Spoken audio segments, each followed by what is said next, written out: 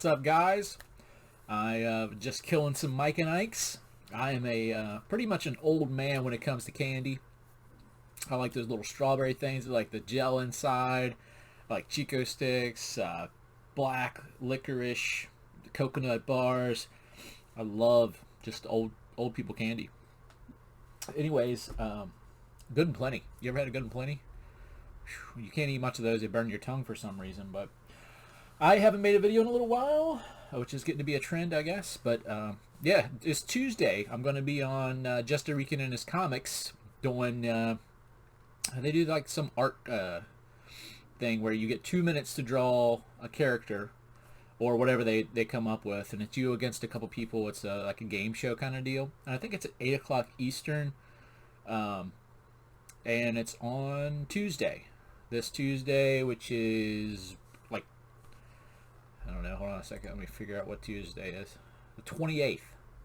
I think it's going to be about Wonder Woman or something. I don't know. Should be a lot of fun. And can't remember the name of the show, but yeah, I'm looking forward to it. Anyways, I'm on vacation. That's why my hair is messy. I don't care. And yeah, my wife is up in Massachusetts. I decided to stay home, so I'm on a little staycation now. I've been making blades. I've been just doing whatever. It's been kind of a blast. I am going to ride mopeds with my friend 2 times this week, which happens to be 1 time tomorrow and 1 time Thursday. So yeah, it's gonna be a lot of fun. I'm super happy to be off work. I also went to Half Price Books yesterday and picked up a bunch of comics. So let's go through them real quick. I'll tell you why I got them. So first one, we got X-Force here. I paid $1 for this. This is X-Force number 60. X-Force number 60. I bought this because it's a TV Guide homage. So it looks like TV Guide there. I don't know, you young bucks, you might not know what TV Guide is, but that's what you used to have to buy to be able to know what's going to be on TV. Nowadays, they change programming so often that TV Guide can't really keep up, so I don't even think they do TV Guide anymore. Maybe it's in the newspaper. And then I got Sandman Presents, featuring the Corinthian, number 2 of 3. I paid $1 for this. This is a cool little character in the Sandman series. He's the first serial killer. And that comic, that little run with the Corinthians, really cool. They have a serial killer convention, and it's just pretty cool. Sandman creates the Corinthian to give people nightmares. So that's where that comes from. Then we got Generation X number 21. The reason I bought this is because it features Howard the Duck. I like Howard the Duck a lot, and this is like a little crossover. I like to see where Howard goes. And for the Sandman, this Corinthian might go up in price because of that new Sandman Netflix show. And that thing looks amazing. If you haven't seen the trailer for that yet. So all the stuff that's in there might, from the Sandman universe might be going up. So $1 for that's pretty good. But mostly these 3 have been just because of my personal interests, not, anything going to be money making. That's what I've been getting into a lot lately. So we got Future Quest number 5 with Hanna-Barbera and the Birdman. I just thought this was a really nice looking cover for $1. Got to do it. Birdman, grew up with Birdman. And Zorak, I guess is what it is. Harvey Birdman and Zorak. And then I got the Human Target number 1. So I got this. Just kind of eclectic. Coming soon to ABC TV. So it's picked up. Oh man, it's got a bad dog ear right there. I didn't notice that. I'll just push that down. But yeah, for $1, I take it. And then just like, I guess Harvey Birdman wouldn't have been Zorak. Maybe he did appear on Zorak. But Space Ghost Coast to Coast is the show that was on, and this is another Future Quest number 3. Paid $1 for it. Bought it because personal interests. A little nostalgia there, and the art cover is pretty cool. I also picked up this Angel number 10. Picked this up because it's an homage to Pretty Woman, I believe. It looks like Pretty Woman. Richard Gere and Julia Roberts there on the front. So, yeah, I like that. That one kind of sucks. It's got a sticker on it, but it's a rare one, so I can't find it. And then we got Manga X-Men. I picked this up just because it's weird. Sometimes I pick these kind of things up that are out of the ordinary because eventually they may have some value to them, and they're just kind of eclectic. I know that I picked up Spider-Man India just because it looked weird and it was unusual, and now Spider-Man India is pretty good priced, so be on the lookout for that stuff. One thing you can do when you're there is kind of pay attention to how many of these comics that they have. Like if you see 5 and 6 of these comics, you know, week in and week out, it's odds are that if you're looking for a value, there's probably not much there.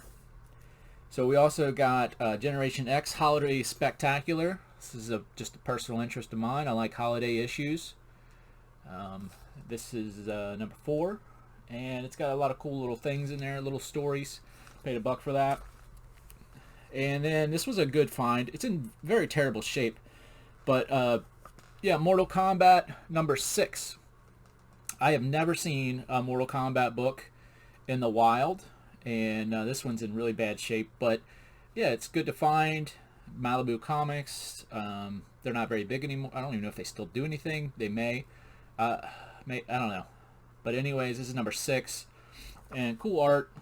I don't know who did it, but I picked that up because just nostalgia, really. If it was in good shape, it might fetch more than $1. I picked up Green Lantern number 42 for no other reason than it's a Teen Titans Go variant cover. I've been trying to get the variant covers for this Teen Titans Go run. Variant cover is when they do not your regular cover, and sometimes they have some kind of niche to them. They'll be like Venomized, or they'll be Zombified, or Monster Variant of the Month, those kind of deals. And I also got Krampus number 3, paid $1 for that. And this is just because it's Christmas, you know, it's Krampus stuff. Buy that. Krampus number 5, Christmas, bought that. So you can see there's really no value in here. This is pretty much just my local or my personal interests.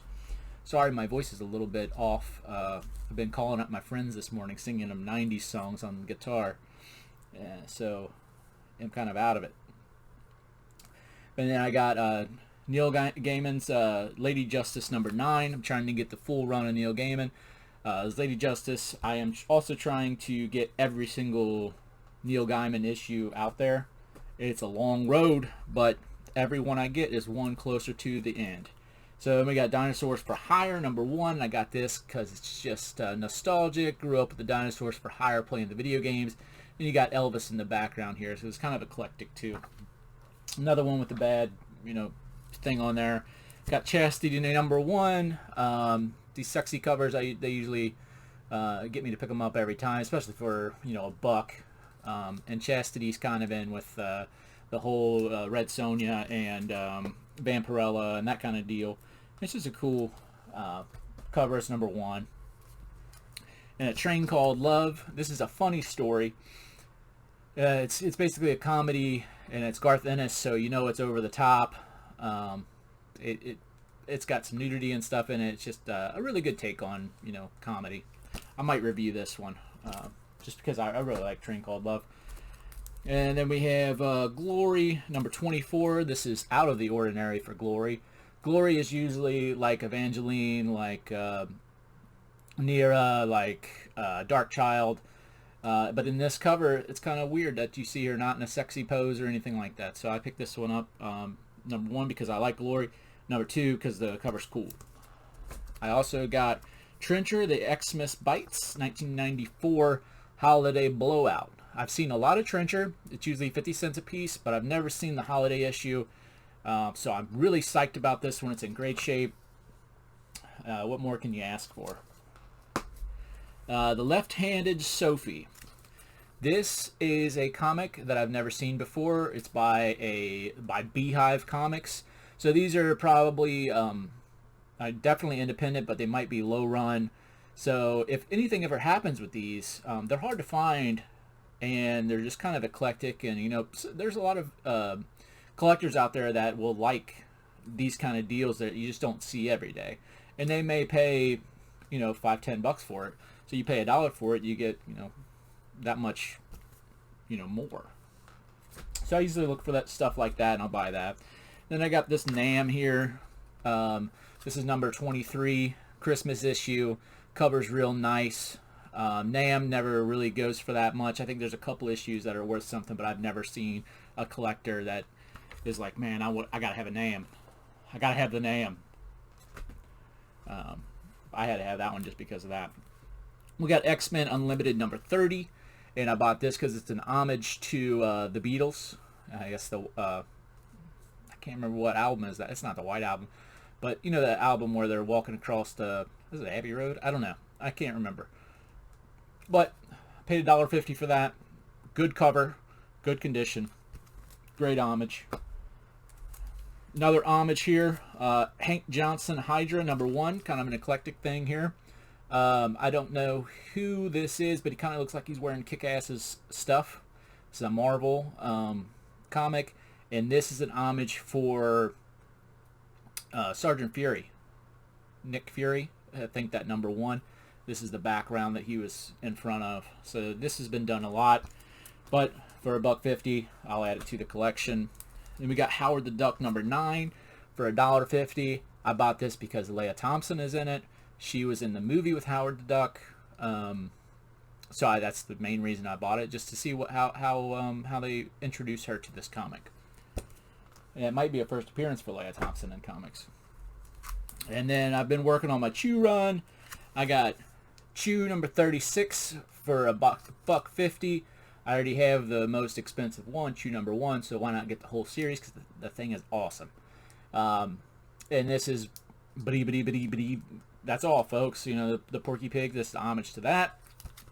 So I've picked up a lot of homages. I was very excited to find all these in the wild. And not to mention all of these, but they also had all of the Walking Dead tributes on Image. Not all of them, but they had probably 11 of the 30 or whatever there is that came out, where they you know, B covers of all the Image runs at the time. Not all of them, but most of them were doing Walking Dead tributes to covers of Walking Dead.